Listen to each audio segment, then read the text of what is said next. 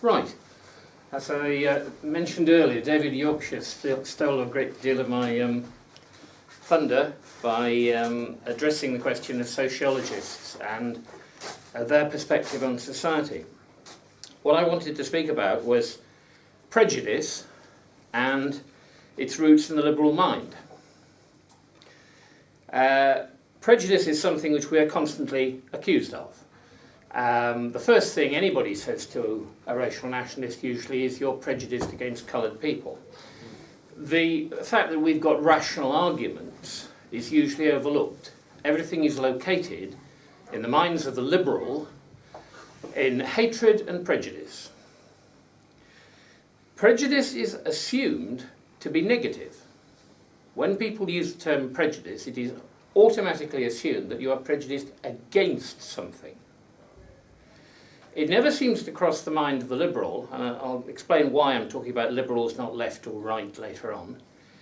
It never seems to cross the mind of the liberal that there is such a thing as positive prejudice, giving what you might call false positive readings. And yet that is surely what explains liberals. They are people who habitually give false positive readings when those of us of a more nationalist nature would tend to be guided by experience, by history, by facts. And yet they cannot see that what framework they operate in is a form of prejudice because it is positive. Since by definition prejudice is negative, they can't be prejudiced. The idea that they are prejudiced but in a different direction doesn't seem to have occurred to them. And yet if you look around the modern world, it is the product of this thinking, or lack of thinking, as some of us would put it. It is now the default situation. Andrew was drawing attention to the fact that in the nature versus nurture argument, nurture has completely wiped the field. Genetic arguments are simply overlooked. Well, it's the same with the discussions of prejudice and bias, if you like. No liberal will admit to bias because they think that is how the world actually exists. We'll come to that later on as to what we need to do about this. That's because they've achieved the Gramscian, Lukashian, neo-Marxist position of hegemony. Their way of thinking is the dominant way of thinking. Dave Jones is struggling to get his ideas out on the internet because the conventional media are run by people all of one philosophical perspective, the liberal perspective. Any other perspective is assumed to be prejudiced. The fact that we have substantial arguments in our favour doesn't do us any good because we're never given a chance to air those arguments. That's why they brought in the Incitement to Racial Hatred Act and similar other acts in which English law has been completely subverted because the concept of the guilty mind, the mens rea, the intent to commit harm, has been removed. It is no longer the case that you have to prove guilt on the part of the defendant. You merely have to prove that you subjectively were offended by something he said or were likely to be offended. The phrase likely has been brought in a number of cases. This is a speech which is likely to stir up racial hatred. And who judges that? Well, the people that are going to find you guilty. So, as I say, the whole concept of prejudice brings us back to who defines what is prejudice and why do they think it is always negative and that they are never guilty of it? Well, it's the liberal mind. Notice not the left or right mind, because I think the whole point is most of us have now realised that the distinction between left and right is completely artificial. The distinction began in the run-up to the French Revolution, where those people who sat on the right side of the French Assembly tended to support the status quo, and those who sat on the left were opposed to the status quo. Often, therefore, they represented the poor, the landless, etc. Now, by no stretch of the imagination is that a valid distinction between left and right today, or certainly helps to define us as extreme right. That would mean presumably we were a party of high Tory, high church Anglican landowners or industrialists with huge share resources and the rest of it. We are nothing of the sort. The global capitalists make use of the left. The global capitalists are represented in the upper echelons of the Labour and Liberal parties, proving that, in fact, the governing class is pretty homogenous. There isn't that much difference in background between Harriet Harman and a leading Tory. They probably went to the same schools. We represent the disenfranchised, ordinary British person whose country has been taken away from them. Yeah. The governing class make use of the searchlighters and the hope not haters and the united against fascists as their pliable, useful idiots. But the idea that they're advancing the cause of the socialist millennium is ludicrous. They're advancing the breakdown of society so that the global capitalists can loot and plunder to their heart's content. What they want is simply a consumer who will consume the same can of baked beans in India, in Brazil, in Britain, whatever. They don't have to bother with labelling that way. They just have to show out the same stuff globally and rack up the profits. And if there's only one product on sale, well, they're going to make pretty big profits. So they're utterly opposed to anything reeking of localism, not just nationalism, but all the way down. I read an article the other day that said that rather than going on about left and right, we should ask what is the, as it were, fetish or idol of the group that we're speaking of. For extreme liberals, it is the free, unchecked ego, the individual. The individual must be allowed to do whatever he or she pleases.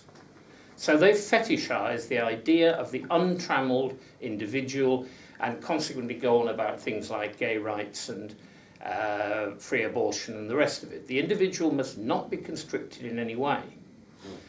The socialist idolizes a class, usually the so-called downtrodden working class, who may of course not see themselves as working class, but in the perspective of the socialist, classes exist. They are much more concrete than individuals, and they are the object of their worship.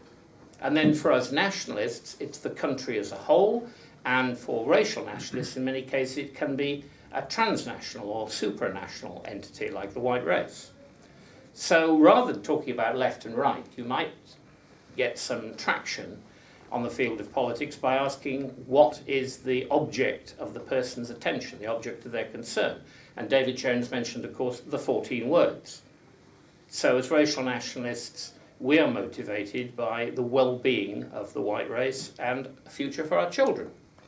So I think that's a useful way of approaching the concept of what is a liberal. And what I want to suggest is a liberal is infantile, a permanent adolescent, a case of what I call cultural neoteny. Now, neoteny was defined by the German biologist Ernst Haeckel in the 19th century as the retention of juvenile characteristics into adult life. This is done at the biological level by certain animals. I think it's salamanders. They retain the characteristics of, you know what I mean, proto-newts, as it were. They don't develop into full adults. If you stand back and ask what defines liberalism, again, not leftism, because socialists can often be pretty robust and experienced people. One thinks of Joseph Stalin, for instance. But liberals are characteristically people who retain an adolescent optimism, a false positive reading of the world, long after they should have grown up and been experienced enough to learn that the world isn't quite as they'd like to find it. They are Panglossian optimists in Voltaire's Candide. If you remember, Dr. Pangloss said that we live in the best of all possible worlds. Endlessly, even when he'd been sort of kidnapped on a pirate ship and all the rest of it. But the liberal mind is the source of the problem. Liberals, characteristically, do not age and mature and acquire experience like cheese or wine. They just carry on being about 16 years old with all that youthful optimism. They therefore produce false positive readings of the world around them. They do not notice the the evil in men's hearts, as it were, and they do not make allowances for this when they allow uncontrolled immigration. Because in their world, everybody will simply get on. I had a friend at university who simply said to me, every day and in every way, people are getting closer together. Well, you look at the TV screens, you don't see much evidence of that. You see people from different ethnic groups and religions hacking lumps out of each other. The more multi-ethnic the society, like Iraq or Syria, well, the more killing goes on. So that's why, if you like, our problems with the liberals are that they think we are prejudiced against individuals, races, classes, groups. They cannot see that what we're actually concerned about is an abstract phenomenon, which is disunity. David Yorkshire spoke about Durkheim. One of Durkheim's great contributions to thinking, to the vocabulary of thinking anyway, was anomie, which is the state of alienation, the state of feeling that things aren't quite right. A sensation which is very common to white people in Britain today when, for instance, I was in Birmingham bus station yesterday and I felt like I'd just been parachuted into Africa or Asia because I didn't see very many white faces around me. And you have a feeling of anomie, a feeling of being deracinated in your own country.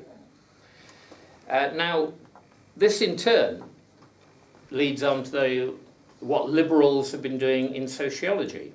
And what they've been doing is putting us under the microscope.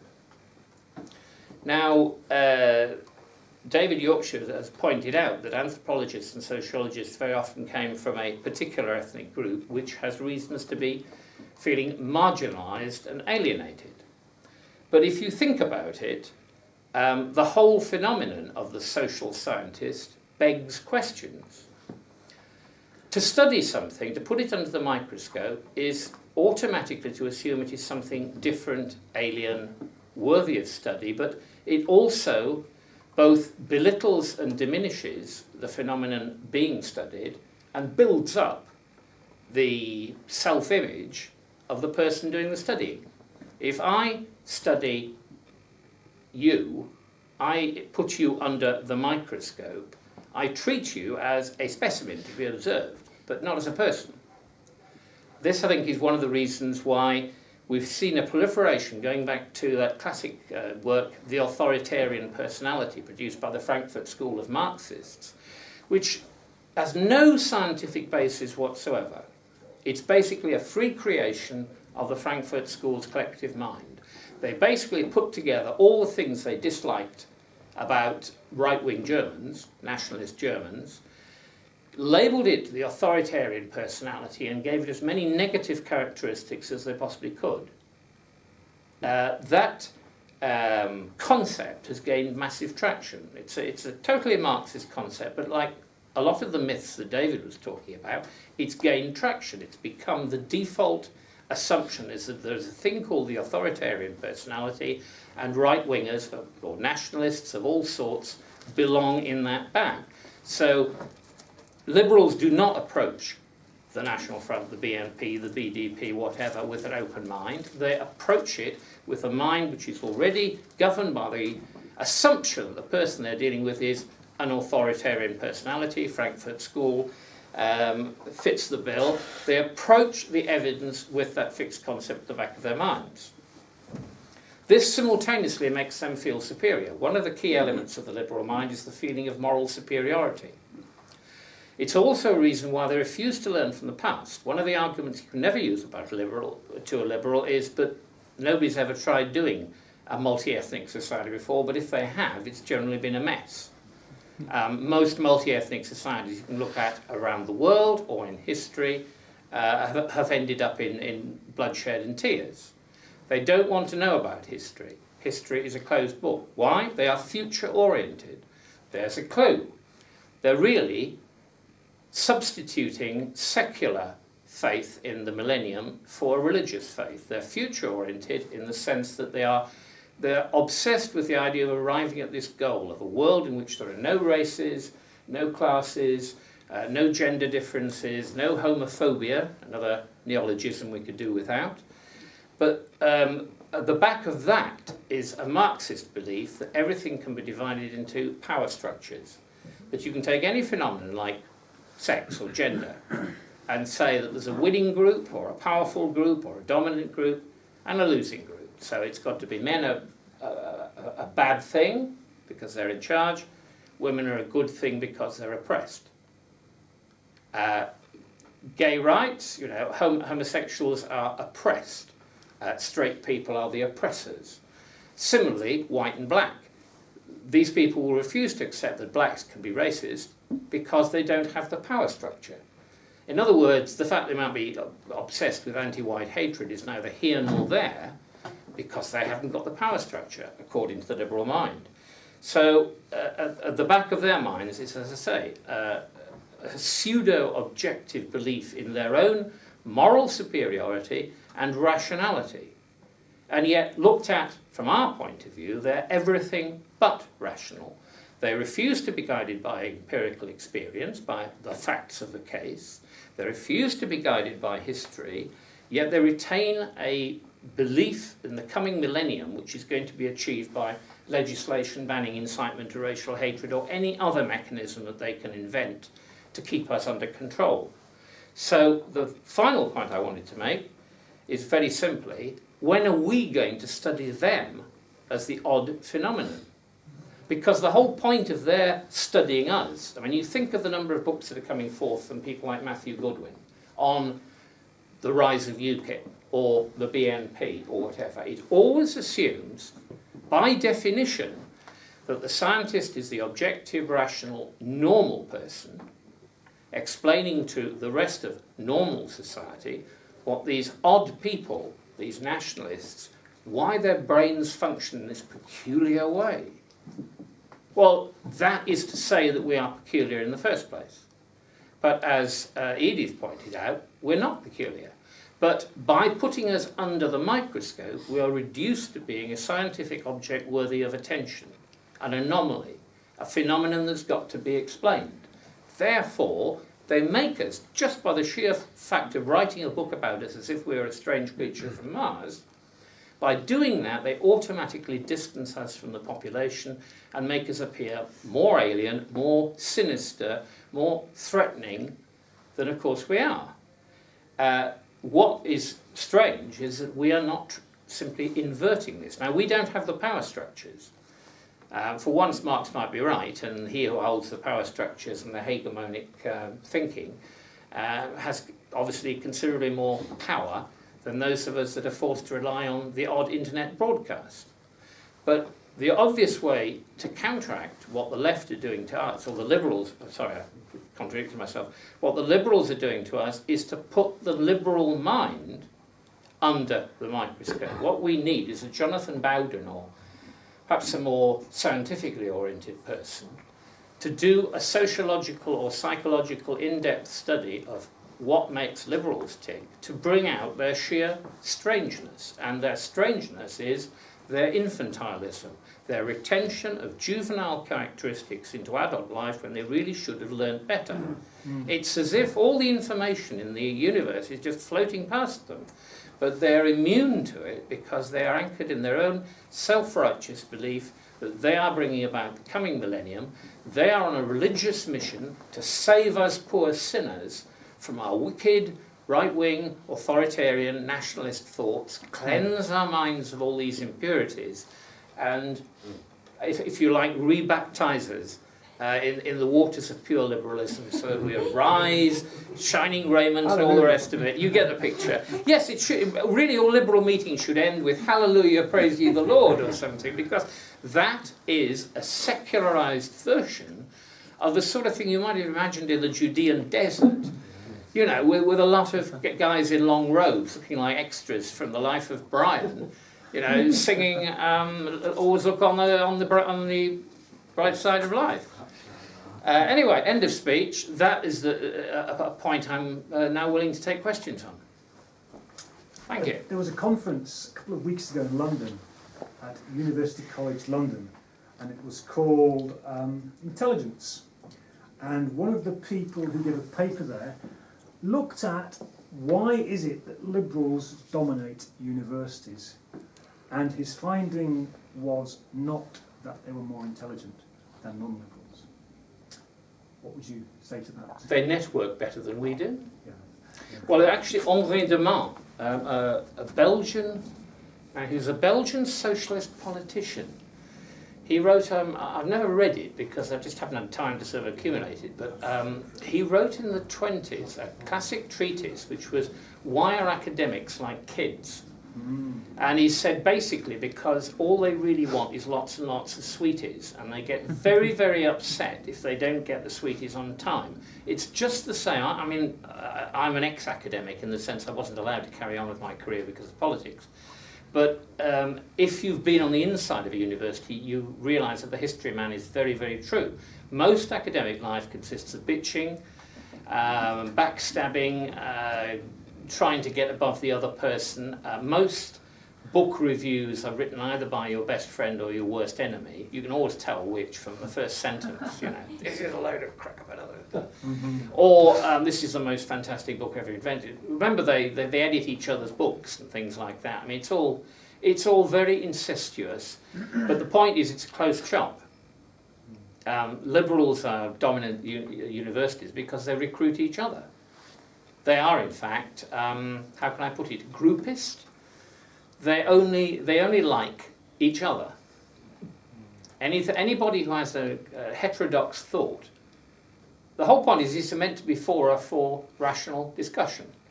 But the one thing you'll never get in a modern university is any sort of rational discussion because there's only one permitted thought pattern. Anybody who doesn't think that way is simply a heretic and is expelled. End of story. Thank you. You see, to have a critical mass, though, to be effective, the Liberals have to accept the fact they're in a minority. So they bring people around them that are not all the way liberal around them. So, well, they cow them into agreement. You find a lot of conservatives who will not rock the boat because their careers depend on it. Of course, but the point that I was trying to make, though, was that Liberals generally have to reach out to other ideologies such as socialism, conservatism, and where they can find it. And fundamentally, what would you say, Jim, is like the main thing, the main argument that can be used to destroy someone who isn't really a liberal when he's trying to argue against you, other than what you just said in your speech?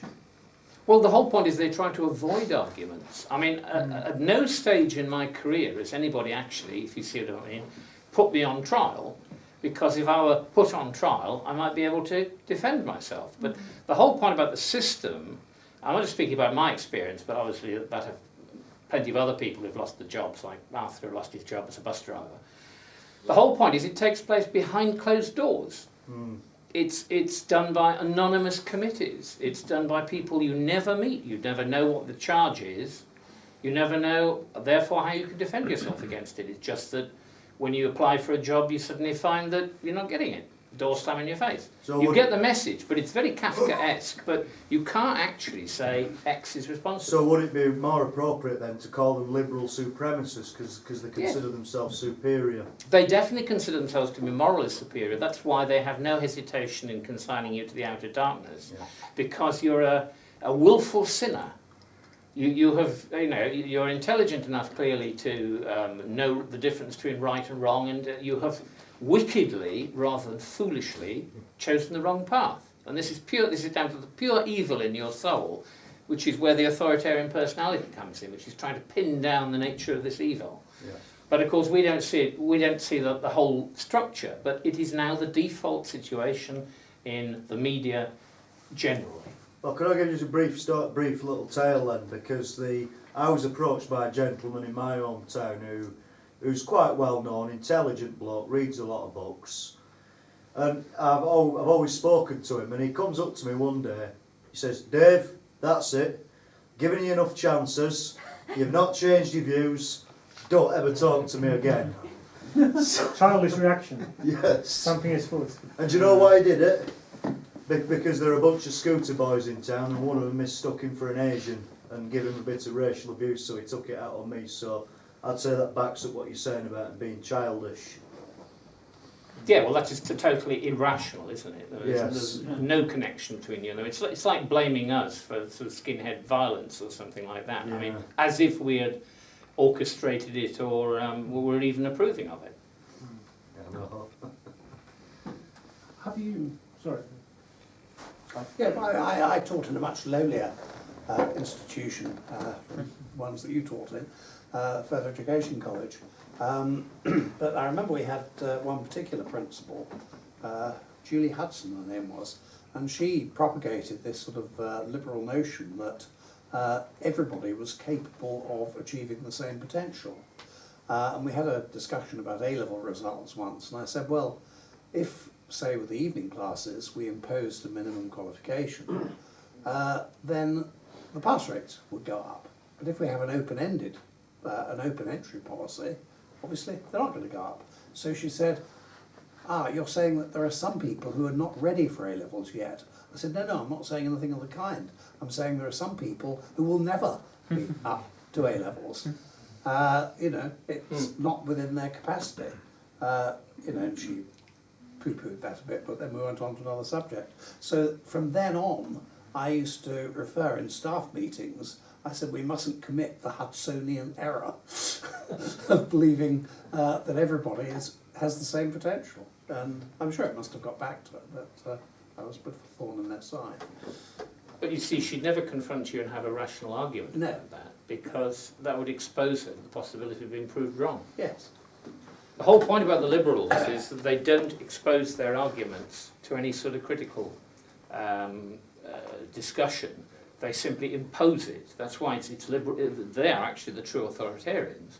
They impose their thinking by all these sorts of Stalinist methods, rather than have a knockdown and drag out argument which would expose them to having their arguments systematically deconstructed, for want of a better word.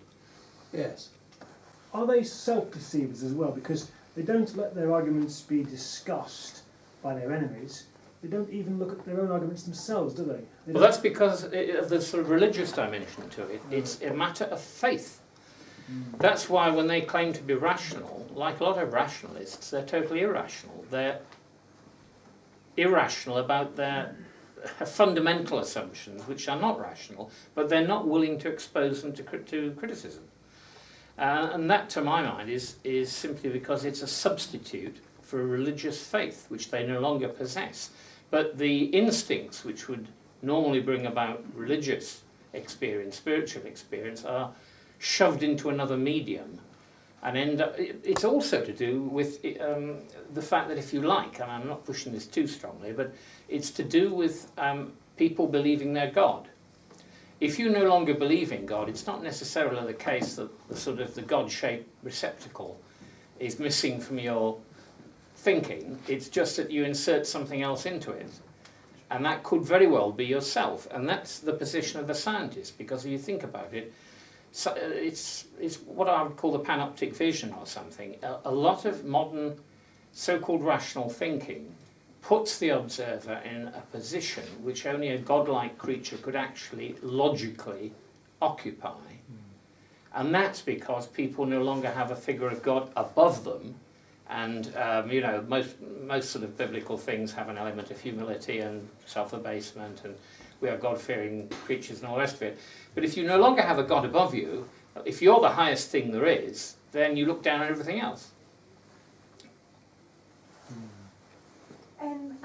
You just made me think that really, though, what everybody has as a God now, apart from money, is education and knowledge. And that's the great warnings that come to us down the centuries.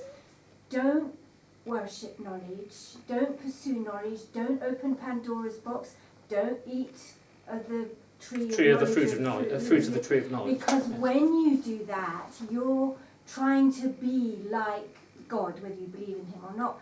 And I think the problem with liberals is that we are too like them. We worship education, we worship knowledge, we worship science. We think it's wonderful to get A-levels. It's not wonderful to get A-levels. It's a niche sort of thing that is not very useful for some people, you know, that can do. Now everybody's got to have an A-level, but they're not useful. Blair wanted to send 50% of the population to university. I mean, so you're going to have people with PhDs pumping gas. I mean, great. Well, yeah, PhD in shelf-stacking. They won't be any good I'm sorry at to it. come back a second time, but there's another aspect, I think, to liberal thinking, and that is that they deliberately blot out a logical possibility. I remember there was one poster, I think it was published by the National Union of Students, saying something to the effect of, well, a disproportionately large number of black people end up before the courts, therefore the system's biased. Yes. Now this was on a television programme I was showing to a law class, and I made the classic mistake of not watching it through first before I played it. And it came out with this, and it said, well, the system must discriminate against black people because they come disproportionately before the courts. And I thought, shall I get into, shall I sort of challenge this? And I thought, no, I'm afraid I took the weak option and simply let it go over everybody's heads, which I could see it was. Until this one particular girl, I could give her a name, but I'm not going to now, said, well, perhaps they were committing most of the offences. Yeah. And all the others looked at her as if to say, why didn't I think of that? The obvious explanation. Well, you can take the stage further, because you see, one of the checks would be, and do the juries convict proportionately? Because if you found a discrepancy between the number of people being stopped and searched or arrested and the number of convictions, you might say, so a lot of black people are being arrested on false grounds or stopped and searched. But in fact, if you follow the statistics through, that doesn't happen. Now, your true liberal will then say, well, that proves just how biased the system is. Because not only do they arrest them wrongfully in the first place, but they then find them guilty. So you could never actually get out of that tangle of knots, Yes, because they just push it one stage whereas a further. rationalist would say, well, the discrimination argument is a hypothesis. Yes. But equally, the disproportionate commission of offence is a hypothesis. But you never see really two need to look at hypotheses. the evidence. You never see two hypotheses side by side in that fashion. No. They only take one Yes. in the article and then ride it to death. Exactly, yes. David. Yeah, I mean, one of the arguments, just to play devil's advocate though, about not putting science on a pedestal, is that really science is the one thing that we as a race can lay claim to. So I think that if I don't think that white people should worship anything myself, but if we are going to put something on a pedestal, then science, I would think, would be the one thing that we can, because it's our creative genius that. But it's only as good as the scientists. The scientists who infect with liberalism, they're never going to study the science of certain issues, such as the Holocaust, such as 9/11, such as racial differences, because they are themselves infected with liberalism, aren't they? Well, they're not real scientists, are they? There we are, yeah. But the interesting thing is the evidence is coming along now for the genetic. But I mean, there was an article the other day about gene found for adultery, at least in females. They've pinned down a particular gene because they've studied families and twins and the usual thing, and they reckon that gene XYZ123, you know what I mean, is disproportionately responsible for adultery in women. They haven't found a corresponding one in men, possibly because the entire population is affected. I don't know, but at least in the case of women, they reckon that they can find a genetic basis for it. It's been long known that there's some sort of correlation between hypermasculinity, XYY chromosomes, and criminality, extreme violence and things like that. The genetic basis of a lot of behaviours is, I'm sure, going to become more and more apparent as as neuroscience develops and these sorts of twin studies and the rest of it progress. But the point is, at what point is the orthodoxy going to change? Because it's all very well the scientists piling up all these observations, but is it going to be allowed to affect mainstream thinking? Because what they'll do is simply say, oh, this is an interesting scientific fact, and shunt it into the railway sidings, as it were. Because the whole point of the Gramscian Lukashian thing is he who controls the hegemony of culture obviously can decide what facts are allowed to be published. That's why you don't get publications on racial differences in IQ, because the scientists writing that paper, since Eysenck, will be committing professional suicide. Goodbye career. So whole subjects are blocked off. But as I say, the progress appears to be entirely in the direction of finding a genetic basis for most things. And the other thing is, of course, that nurture arises, as I think David Yorkshire said. Nurture arises from nature. You can't just have nurture arriving from outer space. It's ultimately a biologically rooted phenomenon. But this is why science is going to destroy us all, because basically they're now messing around with genetic research on plants. But indigenous peoples who can't read and write have preserved plant biodiversity for centuries. They can't read or write, yet we worship and we spend hours saying, oh, this scientist is wrong, that scientist is right, that scientist is liberal, that way. They're all completely up the creek without a paddle. The only person who knows what anything worth knowing is some illiterate peasant who's actually preserved 25 species of potato in their little thing. So this is what I'm trying to get And across. preserve his race and his tribe. and his We are lineage. all stuck in this worship, the same as the liberals, we're exactly the same as the liberals. We worship the pursuit of knowledge to the exclusion and the destruction of absolutely everything, including the people who do the real work, the people who grow it, the people who make the sandwiches, the people... It's not, it's complete rubbish. No, I disagree, because I don't think we worship at the altar of economism. If you read most of the arguments in favour of immigration, they simply reduce the nation to a cash box. Yes. They simply say, but it's good for the economy. Well, even if that were true, which it probably isn't, because if you think about it, these people make cheap labour, which is great for the firm, but they generally have a high social cost because they bring in their 15 starving kids and their grannies and the rest of it. Yeah. But the point is, we don't reduce, we're not economic reductionists. We don't reduce or equate society with the economy. We say, wait a minute, we're not just here to make more money for UK Inc., or rather the shareholders of 6 big companies. A society has to be more than just a lot of people working. But if you read the pro-immigration arguments, they are simply that every additional worker is just another pair of hands. Yeah, but he's got a culture of his own which might not, coincide with ours. I mean, his tribe might practice female genital mutilation or something, or they might kill all female children, as is often the case in, for instance, India. Female infanticide, because they believe that only sons are significant. What sort of society is it going to be if you just let anybody come in with whatever culture they've got? They're not going to leave their culture behind them. We wouldn't if we emigrated, so they're not going to. I was saying we've made the same mistake of worshipping education, saying you're only worth something if you're educated. Not all of us. In this room, all over you. Perhaps we should worship wisdom rather than...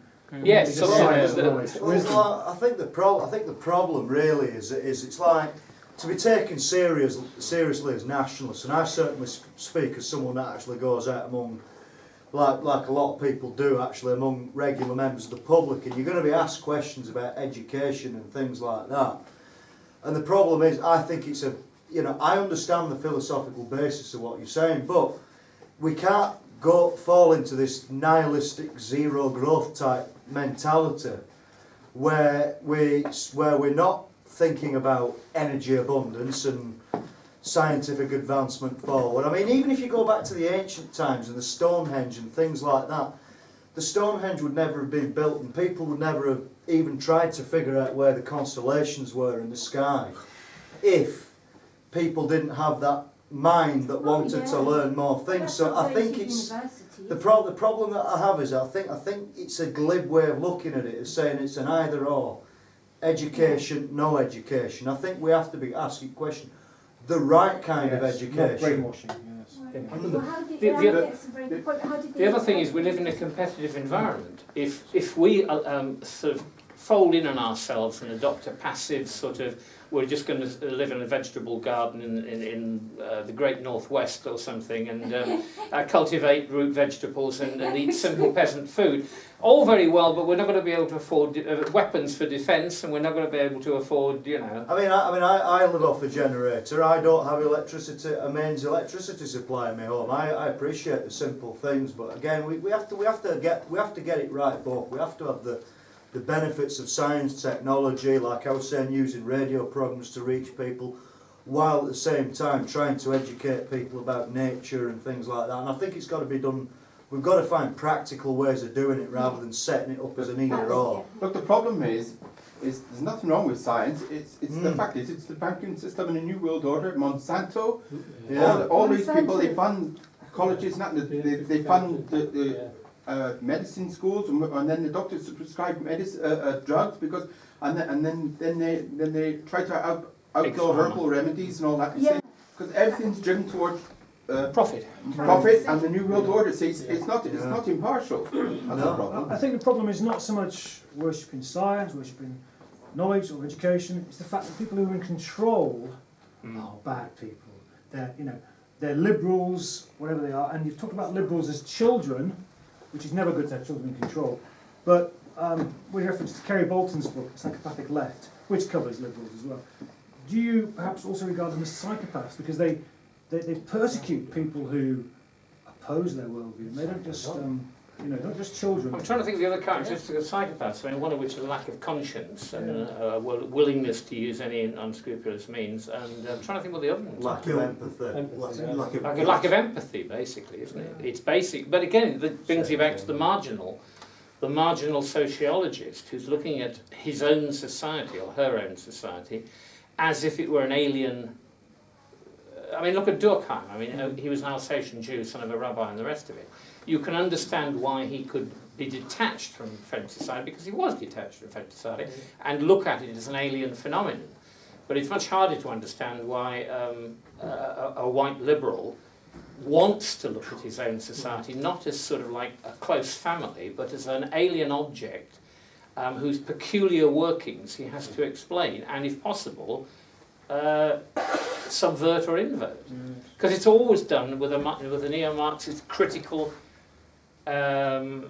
logic. I mean, there is never anything approving of your modern sociological treatise on anything. It's always going to be negative and destructive. Jacques Derrida, who was mentioned earlier on, explicitly says, I am setting out to destroy Western society by subverting it from the inside. I mean, it's actually down in one of his books. What would be his motive for that? I've always wondered. He was an Algerian Jew, and he didn't very much like Western society. After all, he'd been sort of colonised twice. But there are people that are born and bred British people who identify with an elite. So perhaps they feel they're alien. Perhaps they're homosexual. This is what you were driving towards by saying psychopathic. The first thing must be presumably the feeling of detachment and I'm not part of this family. They don't feel, when they get up in the morning, they don't feel British. They feel they've been sort of like parachuted into Britain but aren't part of it. The idea that there are generations of people just like them before them obviously doesn't hang heavily on their minds. This is one more reason why immigration is bad. Because the people who come here do not feel part of it and may feel a desire to destroy it. But it's also a reason why careerist politicians might welcome a diverse society because it gives them an excuse to be in charge and to pass repressive legislation. I mean, in a sense, it's a substitute for the empire we've lost. But I mean, to get a managerial position, it helps to be able to say, if it weren't for me, all these different tribes would be fighting each other. So you might have to invent the tribes in the first place, bring them in. Then you've got a reason for saying, well, only by having strongly centralised authoritarian government can we stop this place from descending into chaos. And we must have a police force that nabs extremists, people who want to subvert the status quo. I think it was you that already did. Anybody who wants to invert the status quo, what is magical about the status quo? Was the status quo something for which there is a democratic mandate? Did the British people in 1950 sit down and say, we want a multiracial future? No, they didn't. So the status quo has no intrinsic legitimacy. It was not something which anybody ever, except a handful of people at the centre. But if you read Woodrow Wyatt's diaries, he actually says, we decided we would colonise Britain with people from outside so that the spectre of nationalism would never rise again. Somewhere in Woodrow Wyatt's diaries, he says, we consciously planned for a multiracial future. Of course, we didn't tell the peasants that. You know, we can't have them sticking their big noses into this, but we clever chaps at the centre, we decided that we're going to bring people into Britain so that it would not be homogenous and white and nationalist in the future. It couldn't be, etc., etc. All the rest follows, because once you've got these people, and you then say that they're vulnerable and need protecting, and therefore there must be special legislative apparatus, you destroy the possibility of what you might call common discourse, because people don't share the same universes anymore. So all sorts of things go out the window. You can't have a common history. We were talking about history lessons. Isn't this, Jim, why nationalists should ultimately give up all this talk about rights and things like that? Because I think rights can only depend on a status quo. Your rights are this at this point in time. So really, I think we as white, we have to understand that our survival's only dependent on our willpower. So when we talk about, oh yeah, under this system, we have this right, we have this right, we have this right, we have this right.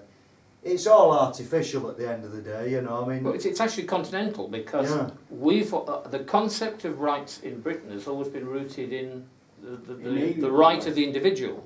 Inalienable rights. Yes, inalienable rights, common law rights. The continental pattern is that rights are something which the state gives you, but can also withhold. That's why one of the common punishments for collaborators at the end of World War II was a sentence of deprivation of civic rights. Yeah. The judge could simply say, you will not have any civic rights for the next 20 years. That means you can't vote, you can't do this, you can't do that. All these rights are taken away from you, because it's for the government to give. This is the Brussels mentality. It's what we've got ourselves into through there's going to be a common legal programme. I'm talking about the Corpus Juris. The whole point is you've got a common law tradition in Britain and Ireland, and then you've got Code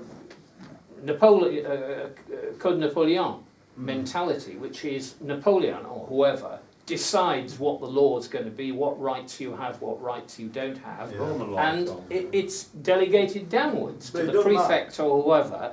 But you can't just turn around and say, well, to hell with all this, I'm an individual and I have rights in myself. That sort of Tom Paine rights of man stuff, that is our tradition. The two don't mix. You can't weld a common law tradition onto a state because it doesn't fundamentally matter what your rights are on paper. I mean, we've seen it in America, we've seen it in other places where people have stood up and said, we've got the right to do this, here's a piece of paper to prove it, we've got a right to our existence, UN Genocide Convention, blah, blah, blah. Ultimately, it comes down to force, Jim, at the end of the day. That's what I think. The next thing you'd hear with the crack of the truncheon on your head. Yes. But it does expose the liberal hypocrisy if we highlight these points. And I think exposing the hypocrisy of liberals, and like your talk today, exposing the childishness of them and the evil of them, is the first stage in defeating them. Well, that's why we have to put them under the microscope. Quite explicitly, what we want is a book, Studies in the Liberal Mind, treating the liberal as a strange species worthy of study, the way they do to us and have done constantly, and in doing so demonize us, objectivise us as a sort of strange essence. You know what I mean? We have to do the same to them. I'm saying inalienable rights come from God, you see. So there's no group of men above you, and they cannot take your rights away, you see. But European law is based on man-made laws, humanistic, isn't it? You see, that's the problem. And then you've got some man or some group of men who can take other people's rights away, see. It's inferior, isn't it? God's rather like constitutional monarch. Well, it's not so much that he necessarily has to do anything, but by occupying the space he does, he stops other, worse people from occupying that position. I mean, the same as saying, well, what power does the Queen have? Well, it's not the power she has, it's the power she stops other people from having, because by making sure that they are not the head of state, you've got some control over obnoxious politicians. When they give all the when the Queen gives all the powers and delegates them to the Prime Minister, though, it's the same thing, isn't it? Well, that's the Prime Minister then becomes God. There was some suggestion that the Queen, had it been a hung Parliament, the Queen might have to intervene simply because there's nobody else in a position to do so. Yeah. Which it would have been an interesting state of affairs, but it never happened. And the armed forces only just to the Queen? The armed forces to the Crown.